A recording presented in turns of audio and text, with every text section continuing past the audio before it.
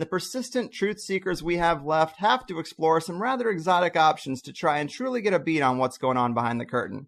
But exotic options are just the sort of thing we like around here, and today's guest is the man behind one of these options I've been intrigued by for many years. His name is Clif High, and he's the guy behind the WebBot project, a set of algorithms he's designed to crawl the internet for what's called predictive linguistics, which means interesting variations in the language which suggests what's going on in the collective unconscious that oftentimes results in a forecast of possible predictions. He also offers financial forecasts based off the WebBot data, which are purchasable at his website, halfpasthuman.com. Obviously, something like this isn't an exact science, but it's gotten a lot of attention when it's right, which is usually more often than not. And I, for one, can't wait to smell what the WebBot is cooking these days. Joining me for the first time, Clif High. Welcome to the appropriately named Higherside Chats.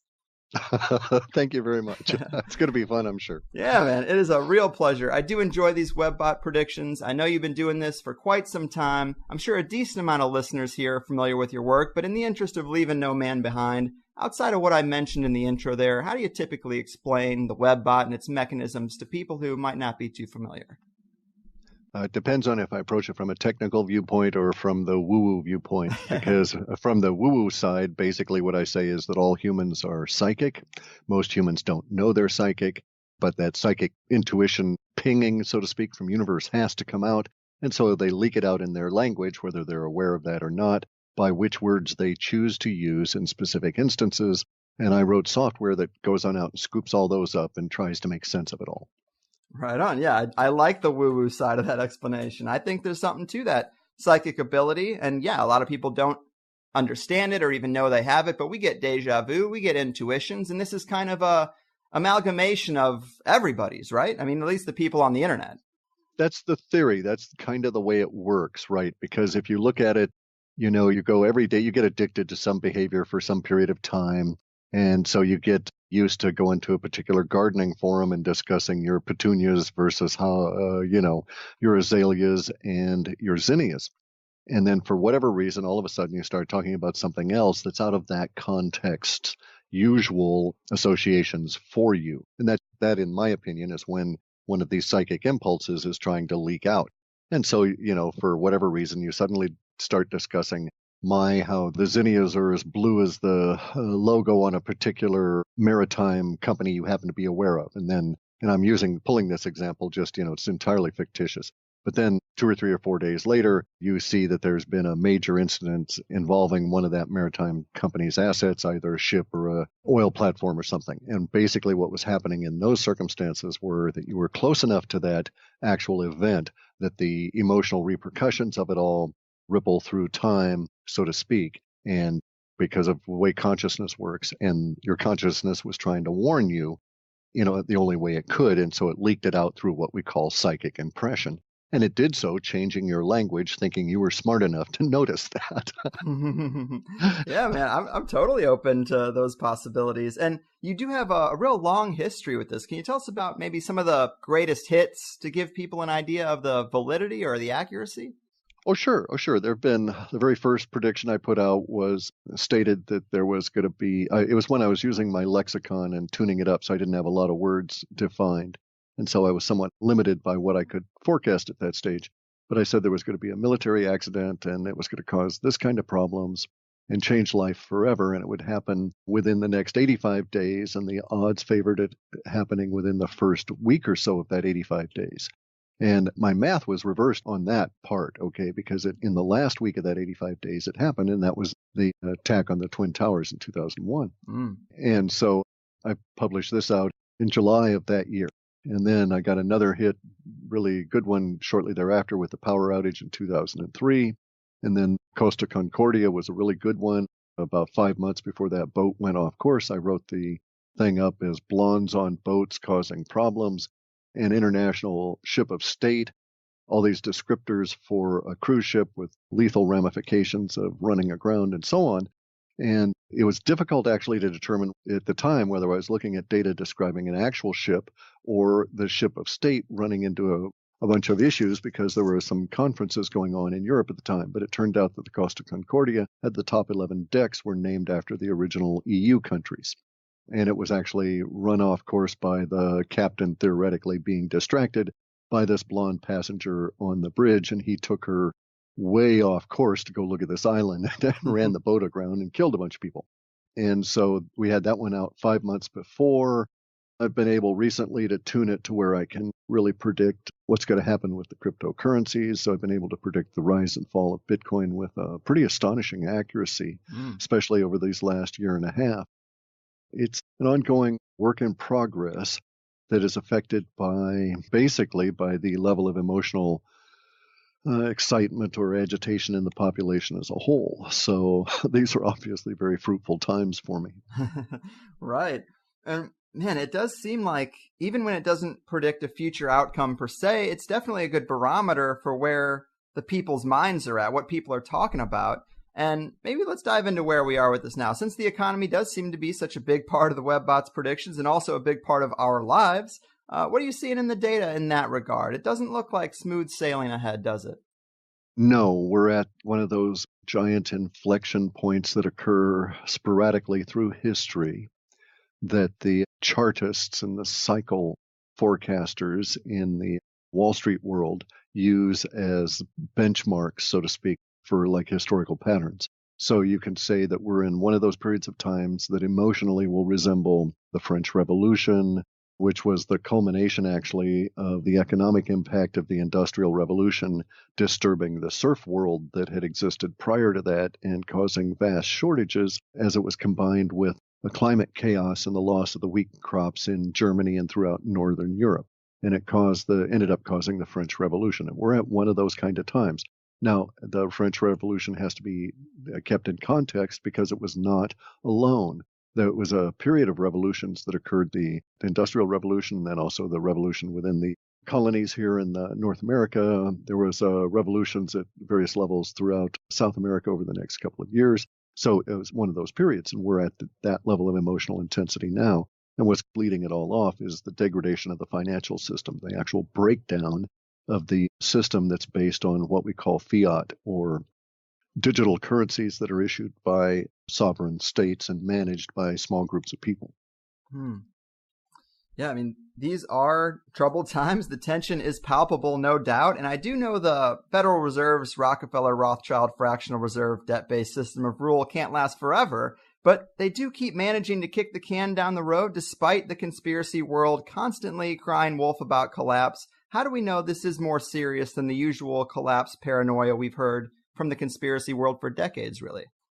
Well, see, there's the thing. Collapse has been ongoing for decades. And we've been I think it's been 30 years that we've been progressing downward toward 0% interest rates.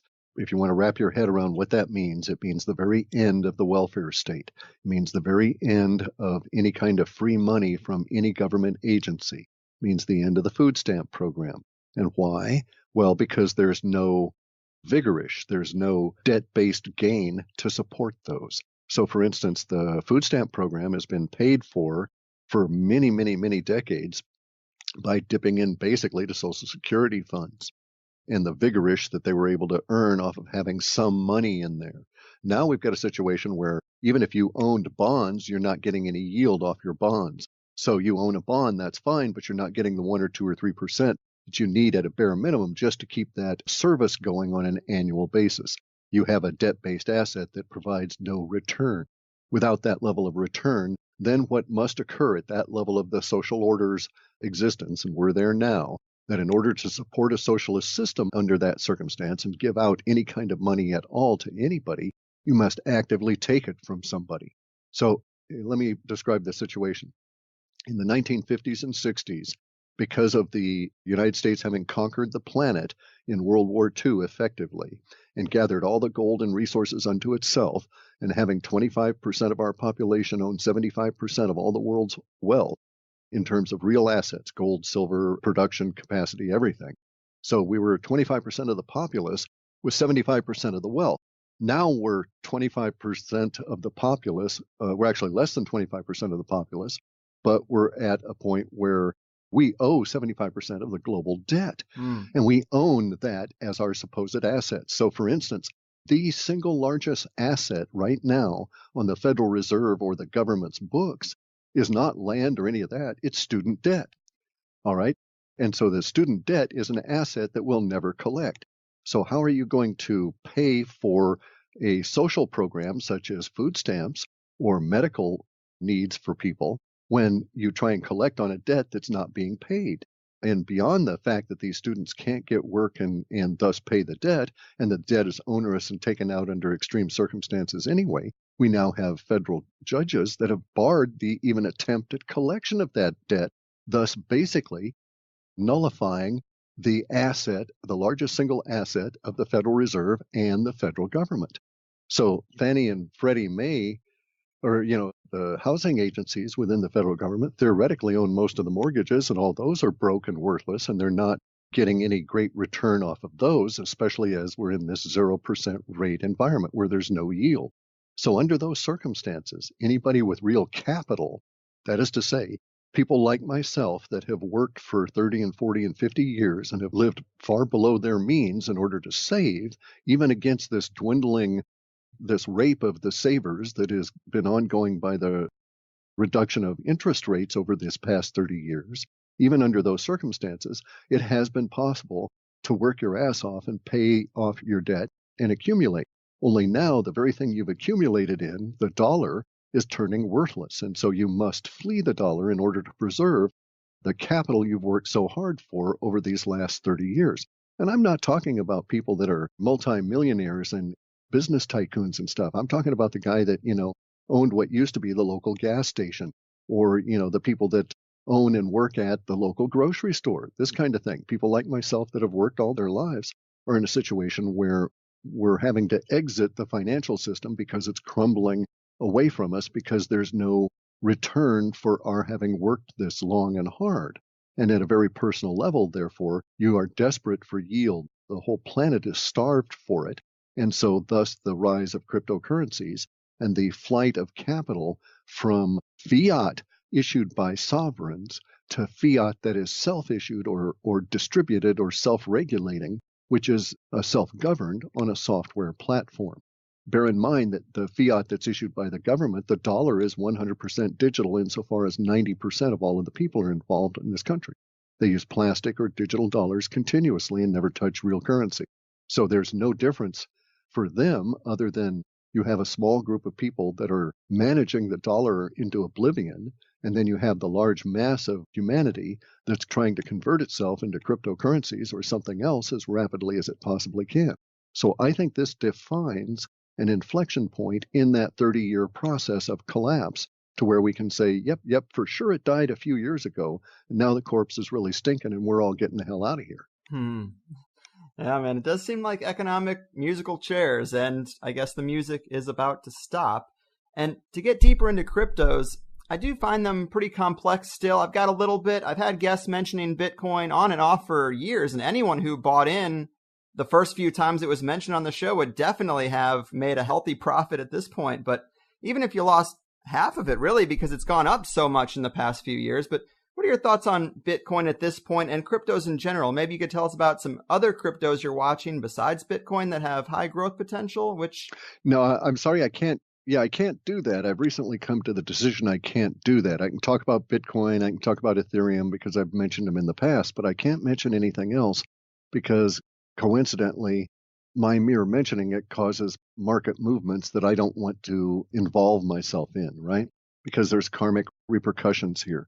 I might casually mention something as I have in the past, and then people think, oh, this one's going to go way up, or, be long-term value or something like that. And it may be that you weren't listening appropriately, or you didn't catch which side of the value proposition I thought that might be in. And so you might get burned if you thought it was long-term, or that it was going to be a quick earner if you were wrong on which side. And so I want to be very careful about that in the future and let people make their own decision on their own research. And so what I'll do is provide that kind of thing in my reports. I can talk about the general trend of it and existing coins that you might bring up, I can comment on, but I'm not going to offer any new names or that kind of thing. Make sense? Fair enough. It totally does. Okay. These obviously are small markets, so they are volatile. But maybe I could ask you without any specific names, are there features of some cryptocurrencies that we should watch out for or could be potentially advantageous? Sure. Oh, that's yeah, that's real easy to discuss at that level because we're discussing it in an abstract that you can then use as a metric to apply to your own research. And Exactly. this is great. So first thing I always look for is to find out if the coin or the token is in any way associated with mining. So for instance, if you found a company that was doing some business offering a coin and it was in no way mined, it's a pre-mined or pre-issued coin, then I would be very, very, very leery of.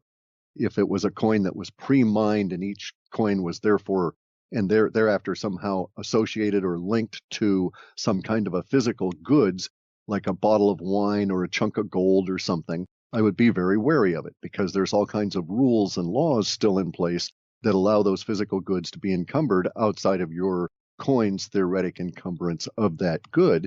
And so until you knew for sure that that coin was actually going to be able to make a claim on that good that supposedly backed it, I wouldn't get involved with it because, again, it's a management issue. Now, I actually personally favor coins where you've got the most possible chaotic discussion going on in the forums that support the coins because I know that you've got a passionate community. You've got a bunch of programmers that are hell bent on solving problems that are related to that coin or technical issue, and that there's real growth potential from this. They may not succeed because they may be going at the wrong niche, or the coin itself may never get quite caught on. It's too early, too late in the process or something. But in my personal opinion, such chaotic forum discussion kind of things around coins or tokens, those areas are much more likely to be long-term than are individually managed, even in corporations or consortiums, pre-mined or non-mined coins. That makes sense. That's great advice. And have you come across any of these coins? I've had people send me a few of them that are almost structured like pyramid schemes in a way. Like you're supposed to get other sure, people there's to invest. dozens of Yeah. those. Yeah. You got to watch out for that. There's also a bunch of those where they try and figure the multi-level marketing and they're explicit about it. And it's like, no, you got to run from these things, run as fast as you can because you're going to get caught out. There's this rule I had pre-internet, okay? And the rule was always good for me, and it was always it proved itself exact all the time. Pyramid schemes have been around ever since the pyramids, and so they came up in the 70s. There was no internet, so they had to spread by word of mouth or phone or something like this. And so my rule was, by the time I've heard of it, it's about ready to collapse. So sure enough, anytime any of my friends called me up and said, hey, we want you to join this, and it was a pyramid scheme, I would tell them, run, get out as quick as you can. It's about ready to fall around your ears. So if you were to send me such a thing, I would assume that by the time it reached me, that it's very near its peak and it's about ready to fail on its own. As we're talking now, I recently ran a scan and I was able to find 862 things I could identify as a crypto coin or a monetized token. And so that's more than there were yesterday, but a lot of those that were there yesterday are not there, and they've been replaced by new ones. It's going to be this way, and it's going to be chaotic for a long time. This will offer a great many people over a number of years a chance for a good potential for profit, but also a good potential to really crap out because they picked the wrong one because they didn't do any research on it. So I expect that there will be a larger number of people crapping out than profiting. So if you're going to aim for the former of crapping out, you got a good chance of being able to do that. But if you're going to aim for the latter of trying to make some money at it, you're going to have to really do some research and sharpen your brain on it. It's not really that difficult. It's just simply work. Right. Great advice. And people out there, be careful, but don't totally avoid it because I do think this is the future in a big way. Oh, well, look at some of the things you can do about it. Okay, so let's look at some of the really cool stuff. We have Bitcoin, which is a method of exchange between the two of us. It's also a store of value. It's also a currency. As a unit of currency, we can break it down infinitely. We can also smush it back together again so that we can build it back up. It stores easily. You can take it with you, and it has all these really cool things, and it's encrypted. And it's sort of anonymous. And then we have another thing that also runs on a blockchain, which is called Ethereum. And the Ethereum environment provides us with these Ether tokens that are basically like train passes, a pass to ride a train. Because on the Ethereum platform, the Ethereum coin is not only a store of value, it's not only a medium of exchange, it's not only a currency in that sense, but it's also a fungible good that you can smush together and break apart again as you need to. And it's also a consumable good in that you can use it to power robots on the Ethereum platform that then allow you to make money off of it. Now, I'll give you an example in half a second. These robots are made by writing software that is run through these compilers, and it's usually in a language called Solidity. Do it online on free Solidity compilers. Teach yourself how to do that. Or you can, get plugins to Visual Studio from Microsoft even, that kind of a thing. And you write these little robots, and what they would do, I'm going to write one in the process of it now. That's going to be a kiosk. And what it's going to do is to take the information I do from my research, and it's going to put it into a format that I can put into these robots and release into this Ethereum platform. Now, bear in mind, my customers are going to interact with this kiosk from a web page. So they're not going to see any of this stuff behind the scenes. But what's going to go on behind the scenes is that they'll pop into the web page to buy one of my reports, and it'll say, what currency do you prefer to deal in? And it'll offer a whole plethora of choices, because basically my currency choices are going to be limited to what I can exchange them for, ultimately to reduce them down to Ethereum or Bitcoin in the process of the robot. But I don't care if it's any of these other coins that we might mention, as long as it's still trading and had value and we could compute it out to the cost that the robot can do this math. No worries, it'll accept it. Then it'll instantly change it for whatever. And it'll do all this and I won't have to mess with it. So basically, it's the lazy person's way to sell things, because then I'll put my information in there.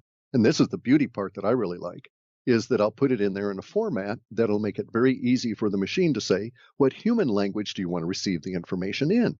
And then it'll provide them with a link to a translated version of the information. So if you want to see it in Korean, no worries. You can purchase and buy, and the whole experience will be in Korean.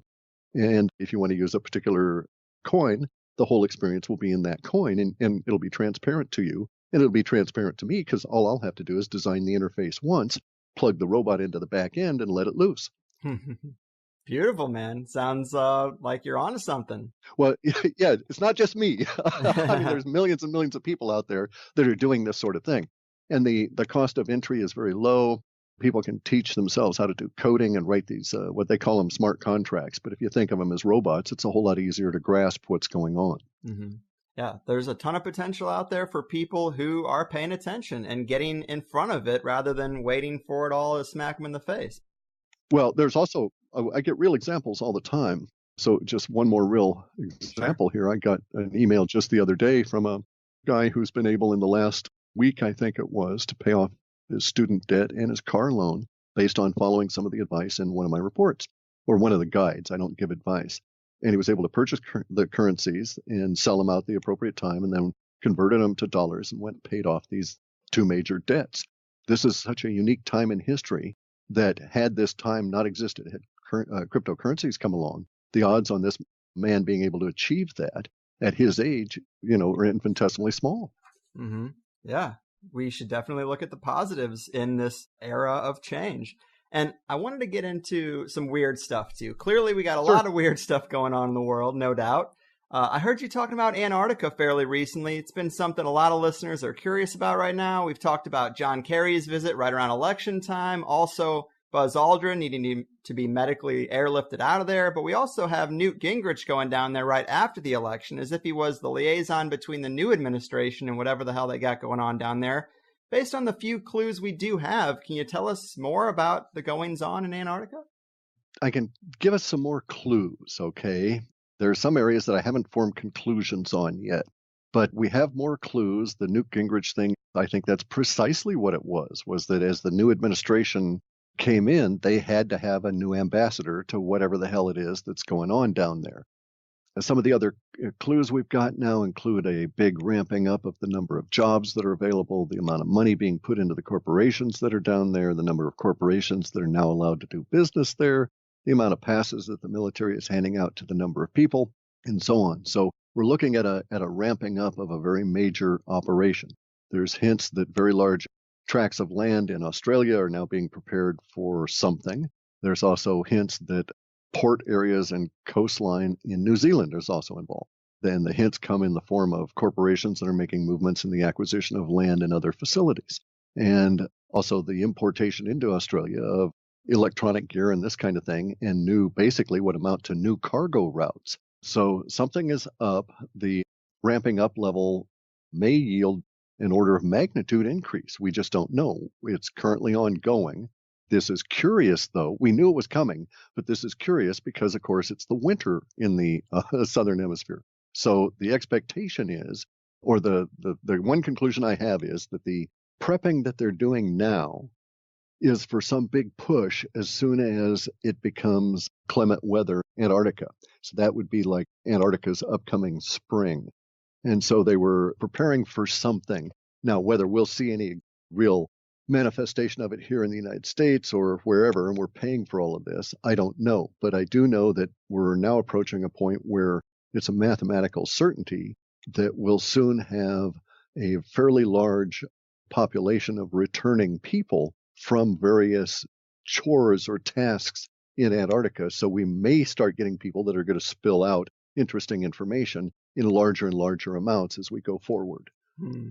Yeah, man, I am really excited about the potential there. And some conventional ideas suggest that what's going on is resource mining or oil, but those really aren't the companies that are down there, are they? That's quite correct. And the issue there is that it's not oil, it's coal.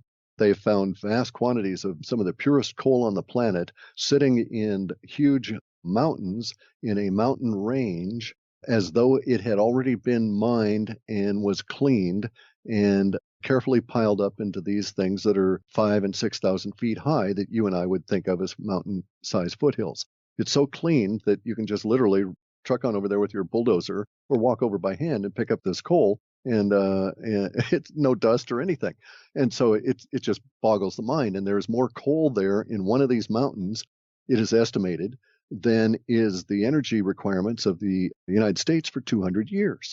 All energy requirements, not just electricity, but also the ability to convert coal to oil. Even inefficiently, we'd be able to have all of our energy needs completely covered by the really cool coal out of Antarctica. But that's not what's got them all excited, because as you note, it's much more high-tech companies that are down there and not people that are going to be buying a lot of Caterpillars. Right. I've obviously heard Boeing, but then I've also heard you mention SAIC is down there, which we've talked about them before. Apparently, they're at the center of a lot of UFO stories and also seem to have worked and tested out some exotic electronic harassment technologies here in San Diego, according to a book by Robert Guffey. But this is a major indication that this might be UFO or alien related, potentially, right? I think so, personally, and I also found it very curious that it's not simply SAIC. Now, what actually occurred was that SAIC took its core divisions that had been there ever since its UFO inception period in the 50s, and it took those core divisions, and they've been repurposed under a new corporate name. And all the other, basically, it was SAIC, which owns all this other crud and is involved with all these other kind of things, took its core central function group, rebranded it as Leidos, and has given the rest of that stuff off to another subgroup to deal with, and has now focused their core science group on Antarctica. And this is a huge shift, because throughout the 50s and 60s, these people were involved in contracts for the federal government almost exclusively, or some other subcontractor of the federal government. And insofar as we were able to determine, perhaps as much as 70 or 80% of it was all UFO reverse engineering stuff. Yeah. And now they're focused on Antarctica. That's definitely something to look for. I mean, there's also that picture going around of the UFO and the ice. I'm not sure if that's legitimate or not, but do you have any thoughts on that? No, it's actually not. It's a lake. The photo's been reversed top to bottom in order to cast the edge of the lake as the edge of the spaceship. Okay. Now, here's the thing. Okay, so let's get into some deep woo-woo here for a minute, all right? Yeah. So I'm doing my work, let's say 2012. I mean, I've had Antarctica stuff in my data since 2003 or earlier, and have been reporting on it ever since then. Well, actually, since the very first report. But it showed up with seriousness around 2003, and it grew for a number of years, and then it just almost sort of vanished. So no real reports of it through the, say, 2007 through 9. And then it starts getting ramped up again. Well, around 3 or 4 or 5 years ago, I started getting this ramp up of Antarctica being associated with all of these very high-tech company names, and then also with industry as well as scientific devices. So, for instance, I would just get these weird associations of Antarctica and scanning electron microscopes, or scanning tunneling electron microscopes. And those are not something you would usually use to investigate ice. And so it was just odd that there was these associations of these rather strange scientific devices going to Antarctica. Not odd per se, because that's all Antarctica used to have associated with it, was basically the military and science. And then there came out the rumors of the films of what were made in the 70s of the discoveries of these mountains of coal and so on. Anyway, so as I say, in about 2012 through 13, I started getting a lot of reports in my data, more connections to the woo-woo side of things. And I thought, ooh, this is really interesting, and started really pouring through it. I started reporting on it. And then I ran into this very curious situation, and I couldn't really decide what was going on. And the situation was that it was almost as though there was an echo or an amplification of the stuff I was writing about that was not being scrubbed out by this thing I called MOM. Okay, I have this thing that MOM, model of model space. And every time I write a report, I take all the words that I've got associated with that report and I dump it into MOM, and MOM is a robot, and MOM supervises the spiders. And whenever it finds any of an echo of my own words and stuff, it throws it into the dustbin of our processing, so to speak, and we just don't involve ourselves with it. So no circuitous references. Because I ran into that with the very first report I did in 2001, and it took me like 6 months to overcome the problems caused by people reporting on my own work showing back up in the next run. And so I finally was able to come up with MOM and work that out. And then MOM started, I thought, running into some serious issues in 2012, 2013 realm. Oh, no, excuse me, that would have been 2014 and 15. Very end of 2014 and into 2015, I started getting more echoes than I was used to and having to slice out and do more manual editing on some of the woo-woo data coming in for the Space Goat Farts entity. And a lot of that was Antarctic-based, and I was somewhat disappointed because I was throwing out a lot of data that I couldn't tell if it was good or bad. But I didn't want to be bringing up anything that was spurious, especially if it was a repetition of words I'd already put out onto the internet, and thus I would magnify the effect. Long story, and eventually it comes down to me having to write all these extra chunks of code and put in stored procedures and triggers into my SQL database to catch all this stuff. And I finally realized, well, geez, this is coming at me from all of these different directions. And I realized that this past year, and I made some attempts to figure out what was going on by putting stuff into my reports in particular ways that I thought would interact and cause certain repercussions in these echoes. And sure enough, it did. And lo and behold, I was able to source the echoes, and it turns out to be this marketing group behind this individual by the name of Corey Good. And what they were doing was, and causing the problems for me, was they were reading my reports and echoing the words back out into their own audience and into their own marketing stuff. And it was showing up in context that I was not prepared to see my stuff show up in. And so I didn't have filters already prepared for it, right? And so MOM was not able to catch it. Some of it was coming through and causing these amplification of certain emotional things that were all out of whack with everything else that was coming through. And so I saw it building, and then I started, okay, this is interesting. Now what I needed to do was, as I say, perform that experiment. And I ended up tracking it down to this Corey Good guy as the front end of this big, giant marketing campaign. So if I know, for instance, that a particular theme in woo-woo is going to be used for a movie, I preload MOM with that to screen out all the PR crap that's going to be coming out about that film. And so if we had, for instance, alien giant mushrooms in a film coming, well, I preload MOM to screen out any of our data that was related to alien giant mushrooms over this period of time, because very likely it's part of this. But if it showed up 2 years later, it might be your mind trying to get you to think about this old idea you had in order to get new information out. So we've got to be careful about that. Sort of makes sense? Yeah, it definitely does. Anyway, it was a pain. It was a royal pain and all kinds of stuff. And I've got to retune the lexicon, which brings us back to the Antarctica stuff, right? Because I've got tons of it. I'm reluctant to release any of it anymore because these bozos are out there causing me problems with amplification around this subject specifically. And I was able to amplify them up by putting in stuff in the reports, and then 1 month after the next, accurate data. I mean, data that showed up in my processing. I'd already tumbled to the fact that something was going on. I didn't know who it was. But so I put in 3 separate memes with specific wording that caused certain things to occur, and I now know what's going on. But now it means I've got to go back and basically make all these filters permanent, go and change all these state variables and temporal variables to account for this for the long term, because we're in this big brouhaha as their giant marketing scheme comes unraveled. And the repercussions are going to go on for years. And I'm like really irritated. I mean, I'm sorry, I don't mean to vent, but it caused me a whole lot of work at a time I didn't need it. Oh, I get it. I mean, personally, I've always liked the idea of a hollow earth or beings below the surface. And because I always say that, a lot of people have been pointing me to Corey Goode and David Wilcock because of the super sensational tales they've been talking about, which do tie in to the hollow earth. But I find it to be a bit too sensational, which some people might think that's a catch-22 based on some of my previous guests, but I still do. And I mean, you have made a pretty big splash being very vocal about thinking the same thing, which I'm right there with you.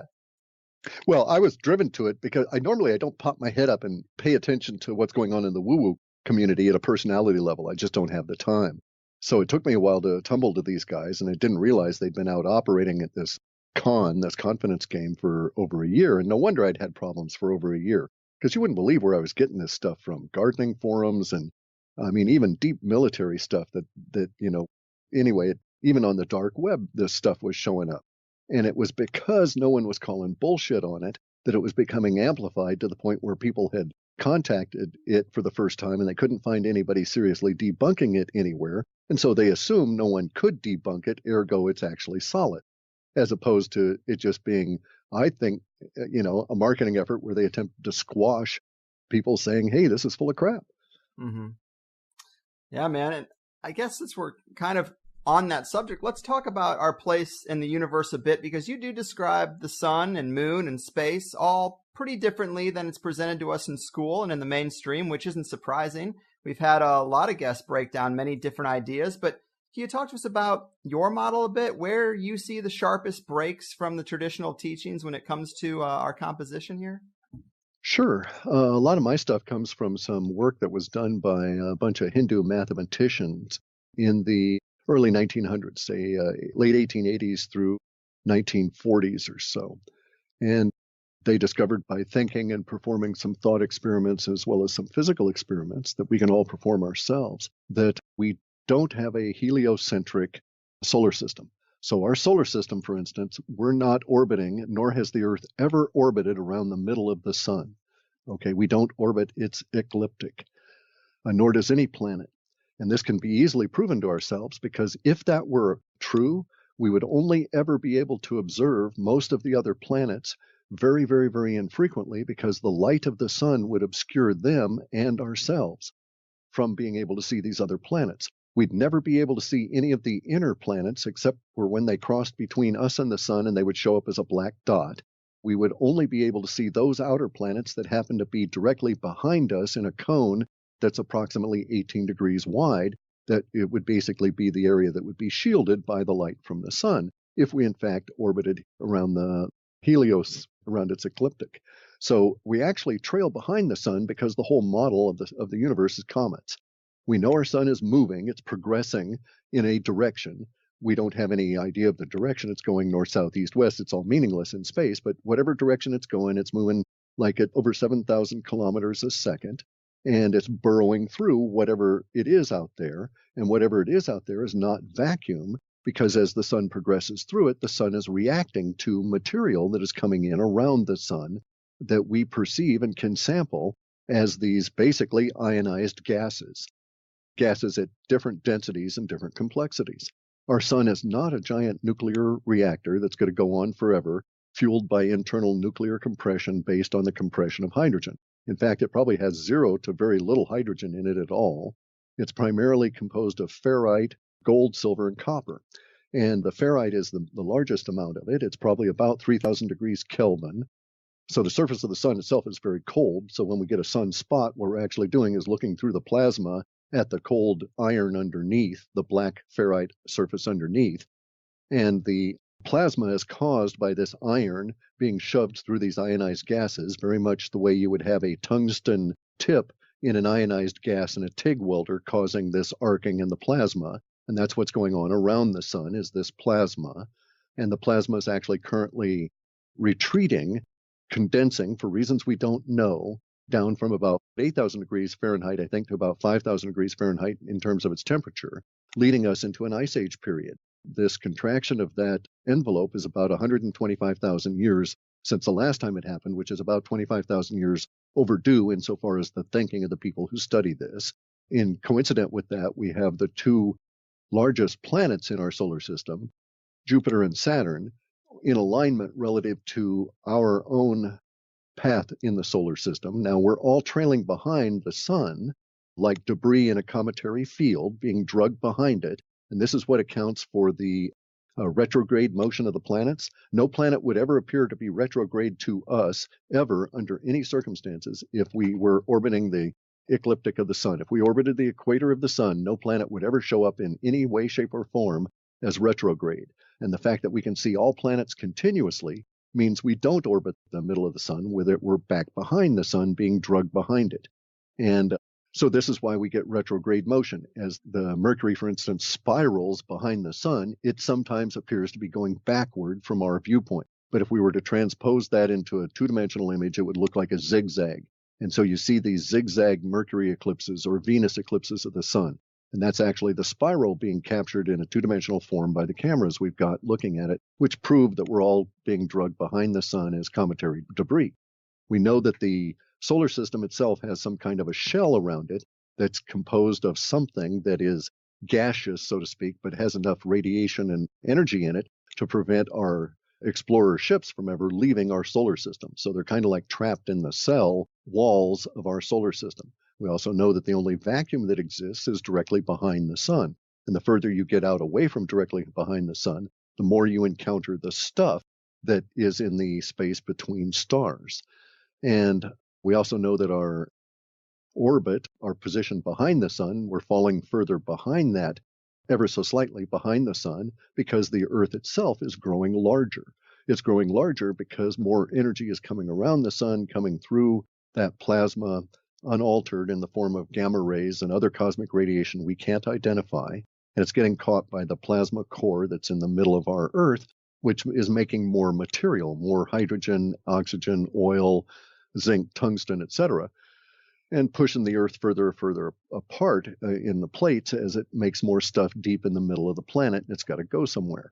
And so in addition to the Earth getting larger, the effect of Jupiter and Saturn are also on a 402-year cycle that out to 425 years, and it's causing a mini ice age on its own, and all this stuff is combining right at this moment.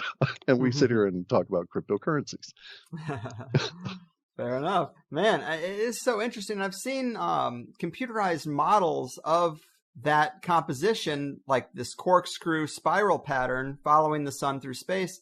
I am curious, though, if that is our structure, wouldn't we see greater differences in regard to celestial alignments or the constellations' precession? They seem pretty stable over thousands of years if megalithic site alignments are anything to be considered of any value in this area. We will see that, but bear in mind it's going to take much more than a single precessional cycle for us to see any deviation from that. So, for instance, it would take perhaps 200,000 or 300,000 years, maybe 10 precessional cycles, maybe 260,000 years to see even a 1% deviation caused by the position of the sun moving relative to some huge fixed star, North Star, et cetera, et cetera. I mean, it takes millions of years for us to shift from one pole star to the next, and it has occurred. Vega used to be the pole star. Right. So, now we're in Polaris. And so, in fact, we do know, though, that this has impacted humanity.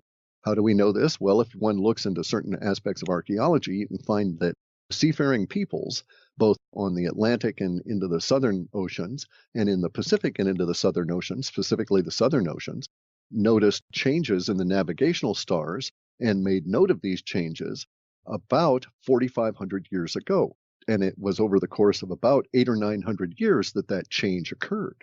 And it was necessary then. So they needed to have a degree of refinement that you and I don't need. Okay, these guys were in the South Pacific, were trying to find islands where they were separated from other islands by death in the water, because if you didn't find it, you died. You can't live on the Pacific Ocean. It's a desert. And so you got to live on the little islands. And in order to find that island, you had to know where you were within a few feet. And so their navigational stars had to be really precise at a level that the pole star per se doesn't have to be, or any of the other ancillary stars. So most of us are not going to be aware of the continual nature of these changes that are going on. But the South Pacific Islanders, over the course of 800 years of sea songs that were their navigational way of transmitting that knowledge from generation to generation, noted how certain stars were changing. The personalities that were given to those stars were noted in this change, and they followed them, and then they noted that they stabilized. Yeah, I mean, that is a great point. And of course, we are talking about a massive, massive scale. It's really hard to get your head around, but we should assume that all stars are moving in the same way ours is, right? Or not so? We should assume that they're all moving. Let's not say way, because it implies a direction, and we don't know that they're all moving in any way, in any fashion close to the directions of any other stars. But we think that that's sort of the case, because if you look at the Milky Way galaxy, all of the stars seem to be going in this big, circle, this big loop around what we think of as more or less the center of the galaxy, where there's a whole lot more stars that are moving a lot faster. Mm-hmm. Well, it does seem like spiral and rotation is some fundamental, basically, technology. If you wanted to get into the Nazi Bell and UFOs, it just seems like there's a force that is kind of left off the books in physics that has some interesting properties involving rotation, and it does seem to be kind of fundamental to our structure. So I see how we could be moving in that kind of a spiral pattern. And it goes back to Victor Schauberger, and he was the one that theoretically or supposedly anecdotally came up with the breakthrough that allowed him to do the implosion engine for the Nazi Bell, and he based it on implosion science. We've been close to this before. A guy by the name of Keeley in the U.S. in the 1800s built these implosion devices, not internal combustion engines, but internal implosion engines. And he was running locomotives on them. They were so large, and they were basically, we wouldn't think of them as zero energy devices, but they were very low input for very large output devices. And they were non-polluting and so on. And of course, they were snatched up, and on his death, all of those were purchased except for a couple of the ones that were left out. I think some key elements were taken out of them, but and they disappeared into the bowels of the Smithsonian. But if you call them, they've never heard of the chap. Of course, we've heard that before. Right. Right. So is it your contention that the moon is the one body that is in an actual true orbit around something? No, I mean, we have stuff orbiting us behind the sun, certainly. What's interesting about the moon is that it's always self-correcting its orbit. Right. That's kind of what I was getting to. It is correct. It's always correcting its orbit. Whether it's doing it or it's being guided is open to question. Yeah, that's exactly what I was getting at. I mean, I've heard the moon is artificial. I've heard the moon is hollow. Hollow seems a little bit easier to quantify than artificial, but I'm not so sure. Do you think it's possibly more of an ancient, abandoned observation craft, or do you get any indication that it is still active? I guess this correction would indicate some kind of activity. Yeah, it's ancient. We know that the debris on the surface of the moon is older than anything in our solar system. The likelihood is that the moon was brought here. We know it's active. Some people on Earth probably know by whom and with what, but the rest of us are just left with stuff going back to the invention of the telescope and the notations that we've seen since the late 1700s or 1800s, early 1800s, of moon flashes and ships across the moon and all of this kind of thing. So we've been observing them for several hundred years. We know it's ongoing, but nobody in officialdom is willing to discuss it. But it's quite factual that the moon is hollow. I would argue that you really can't have anything that's going to be hollow as large as the moon without it also being artificial, even if it was partially hollowed out and then stuff put into it. However, this one appears to be quite observationally just crafted out of, some kind of sheet metal or something. And then it's just accumulated a lot of debris on the top of it ever since.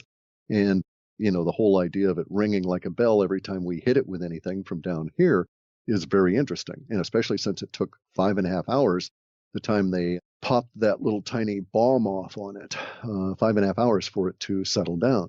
And there were also indications that just from the seismic activity that was going on, that you could almost map out an internal tetrahedral structure, which curiously looks a lot like the same kind of thing you see in Iapetus, one of the moons with the most strangest of what we can call orbit, because it is this weird swinging back and forth, looping over its own trail while still keeping up with the rest of the mass. And it's not even really an orbit. It's a sort of weird figure eight thing. So there's all kinds of strange stuff in our solar system. And see, this is why at its core, the woo-woo stuff is all accurate, okay? And at its core, maybe even a third of what Corey Goode mentioned is accurate, all right? But none of it he experienced. All of it he is replaying out of what he's been told to say. Is not his own experience. He's just built a narrative around stuff that is quite factual. And the factual stuff is that, our military knows things that it's not telling us. And if our military is not out there flying these little triangular things that I see with the goggles, then someone should tell our military we're in a real world of hurt because somebody is up there doing stuff that we don't know about. And so it's one of those deals. They either can plead ignorance or incompetence. Let us please hope that they're going to plead ignorance and they really do know what's going on, or in fact are causing it because there's so much activity going on. So a lot of this stuff is accurate. There's a secret space program. I see the thing and no one talks about it, thus it's secret. And indeed, we may even have all these strange things like, giant cavernous rings that people used to inhabit out around the planets. All of that stuff may be quite accurate. But the way in which it was fed back caused me all kinds of problems. And the fact that they didn't acknowledge that they were spinning a narrative out of, the various flotsam and jetsam that litter the woo-woo world. Mm-hmm. Yeah, man, I definitely think there's a secret space program out there. I've just heard too much. I mean, ever since Gary McKinnon, it's been pretty obvious that they've got things going on militarily related to space that are far beyond what they tell us about. And that was a while ago. Correct. And what really irritates me more than anything, I think, is the lack of knowledge. I mean, I don't know if I would sleep better at night or not, knowing what these guys know. I mean, if I knew there were giant hairy spiders out there that are flying spaceships trying to get me, I don't know if I really need to know that at this point, right? But at the same time, it's irritating that somebody knows it and I don't. And if there are these guys, well, I want to think about ways to maybe get back at them, that sort of thing. Mm-hmm. So in other words, it's my planet too, and I want to involve myself in it. And it's also my planet's atmosphere. And if you guys are doing things in it, then I've got a right to also participate in this at whatever level I can.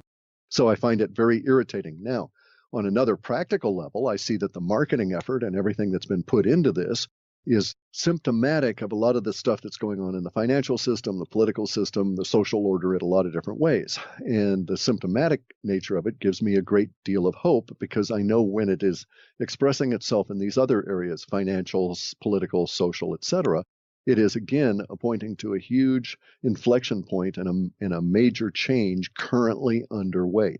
So the mere fact that someone felt that they had to promote the marketing group that was behind Corey Goode and get them to do this at this time means that they're very much afraid of what's actually going to be coming out, and they were trying to muddy the waters and control the ebb and flow before that occurred. So this was a very good sign once I tumbled to what was going on. The fact that the marketing group was unsuccessful in selling their full, complete vision is also a very good sign. And there's certain signs within the language they've been using that are indicative of people under a great deal of stress. And I'm talking about, people that are under so much stress just from their own internalization of the pressures that are on them, that these people may literally keel over dead of a heart attack at any given instant of additional stress being provided. They're at that level of tension, seeing the language coming out. So I think there's something pressuring them on both sides, not only the breakdown of the narrative and their control of it out in the greater world, but also the people on the other side that are, provided the money and the impetus that are just not happy with the situation. And that the situation that's driving them, I think, is some form of a disclosure. Whether we will like it afterwards is going to be anybody's guess. Those are great points and an excellent breakdown, because that does indicate there is some value to studying that material, because obviously they put it out for a reason, to steer the conversation, to kind of get ahead of something. And that is the exciting part of it. Well, you got to be careful, though. Yes, it's interesting. I take it as clues. I'm not going to study any of their details because I don't care about the warped, little twisted way in which they're stitching it together. Right. All I need to know is that I can see the stitchery and I can see the hand behind it, and then I can start thinking about that hand and why it's doing that. And thus, I don't get involved with the details because they will only lead you so far and no further. Amen. I agree with you there. We have talked about a hell of a lot of stuff as we start to wind down here. Is there anything else you see in the language of the web bot that it's picking up that might be worth a mention before we go? There is, and it's really a caution, okay? we're in very exciting times. We're at one of those key inflection points in history where we have an old system dying and a new one being born. As a result of that particular point in history, there will be an opportunity to create great fortunes because things will be in dynamic play as new industries are born and old ones die, and will they'll actually be allowed to die. They haven't been able to declare bankruptcy and fold for decades because of the government supporting them and all of this kind of thing. All that's going to go away. So the whole social order is going to change, and everything in the infrastructure will change over these next 15 years. I hope that we move into the George Jetson kind of world, and that's where I'm placing my bets. And people that are also thinking that may want to look into cryptocurrencies and so forth, but be advised that in this current state, there's great opportunity, but there's also great risk potential. So you've got to be smart about this and do your research and be adult. Don't blame anybody else for screwing up from this point on. Cheers to that. Man, well, Clif, I could bounce questions off you all day. I really enjoy your videos. I think the WebBot project is fascinating. I think your perspective on a lot of stuff is enlightening. Really glad I could get you here. Hopefully we can do it again in the future. Before we really go, remind the people where to follow up on what you're doing and where they can get the reports you put out or anything else you might want them to know. Sure. You can go to halfpasthuman.com and pick up our reports. I ran into a wrist injury earlier before summer, and so I'm only doing the crypto reports at the moment, trying to let that heal. And also that's where all the action is, and I couldn't do both and put a lot of effort into the crypto, which is required. I'll be doing that for at least the next few months as we enter into this period of time. So halfpasthuman.com and then on Clif High channel on YouTube. Boom. Right on. Well, thanks again, man. It has been a real pleasure. Keep doing what you do and take care out there. Okay. Thank you much. You got it. And boom goes the dynamite, people. Clif High. So glad I could finally get Clif on. I've been interested in his WebBot predictions for a long time.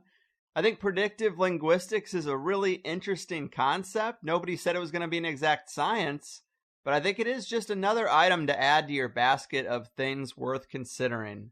And I'm really glad we got to spend some solid time on Antarctica and get a little deeper on that than we've really been able to lately. I don't think he mentioned it here, but I've also heard Clif say the areas that the Nazis supposedly claimed and called New Schwabenland, these areas are airbrushed out on Google Earth when you really get down into it, and that's pretty interesting. I'm also glad we got to talk about this spiral model of our solar system. I've seen that GIF going around a whole lot. And a part of me thinks that if you're going to go with an electric universe, just a little bit different than normal kind of paradigm, that it does make sense that the sun would be moving along with everything else that seems to be moving rather than sitting put. But I still wonder about the way things line up from our perspective. Like, if all stars are in motion, the Milky Way is in motion.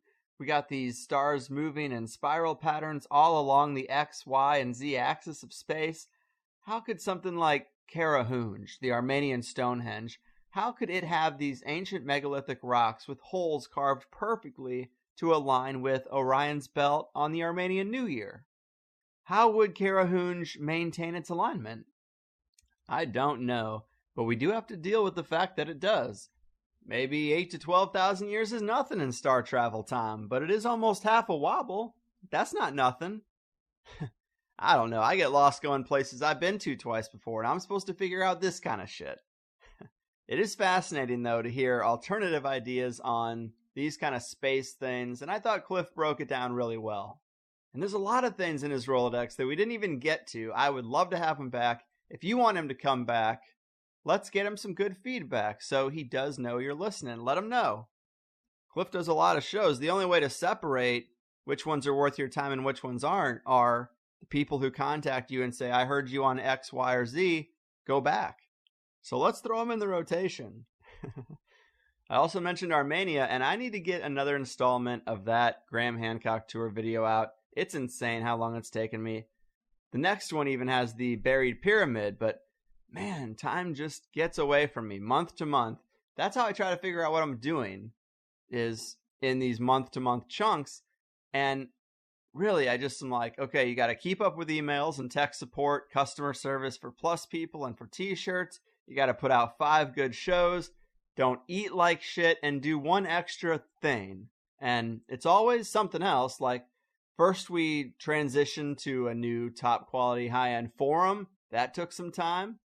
And then I don't know it. Oh, I think I did the Hot Ones challenge thing and edited that video. Then I did a series of guest spots and a couple of tinfoil hats. Then I did another video where I went on a Laurel Canyon tour with Mark Devlin, followed by a month where I did an extra show with the episode with Bruce Lipton.